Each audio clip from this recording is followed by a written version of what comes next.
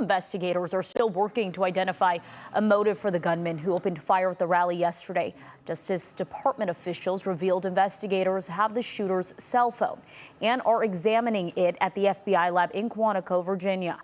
I want to bring in former FBI agent Patrick Conley now, an expert in violent crime and terrorism. Thank you so much for joining us tonight, sir.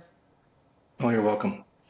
Patrick, now you're very familiar with the steps of major federal investigations like this one. So how does the FBI then proceed with this investigation?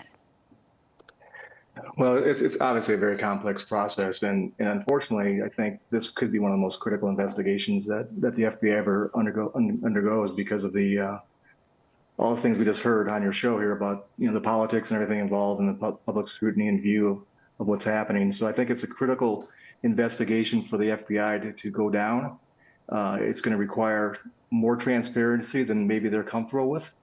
And it's going to be very important for all that to be open to the public. And the process is going to begin on three different components. The first part is being aware of the political fallout and the public awareness of this investigation and the importance to put a transparent paint on this whole thing. The second part is going to be investigating kind of what happened leading up to this. And part of that's going to be a review of the Secret Service operations and how they deployed assets, how they pre-planned for this operation.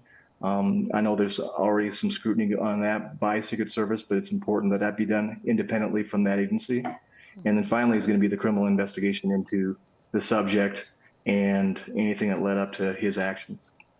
A lot of moving parts, and I think a lot of people asking for that transparency, as you were mentioning. But how does the Bureau then gather information on someone that wasn't previously on their radar? Well, again, that's going to be complex, and it's going to involve multi-agency involvement. And there's a command post, I'm sure, that's been spun up that's going to include and be led by the FBI. Certainly Secret Service will have a role. Other federal agencies like ATF may be involved because of the bomb-making materials that were found with the subject's vehicle. The locals will be involved there. The state, Pennsylvania State Police will be involved because of the homicide that occurred. So there's going to be a joint operation that's set up. And when in that process, it becomes very difficult because you've got an intel group that's going to be gathering new intel that's coming in. Thousands of calls have been coming in with tips. You've got thousands of video cameras that were on scene that need to be reviewed, and hopefully the public's sharing that with law enforcement. So different angles and different perspectives can be obtained from the video.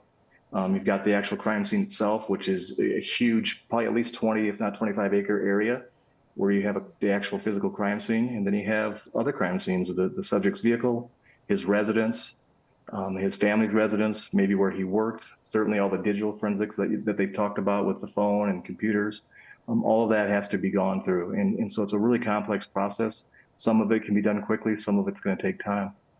It certainly will. Well, officials believe the gunman acted alone. So how will investigators rule out accomplices? Well, there's two pieces to that. Act alone may be only referencing the actual incident itself as far as taking the shot or being the shooter. They're going to have to go through the history of this individual.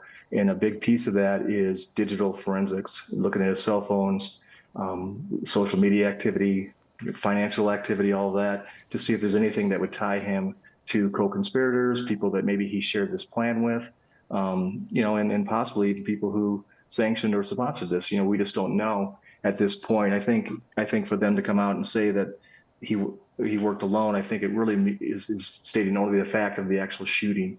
I don't think that there's enough time has passed for them to rule out other people who may have been involved at some level. We don't know that yet because it's going to take time to go through all those data points, including interviewing families, friends, coworkers, fellow students, all of that.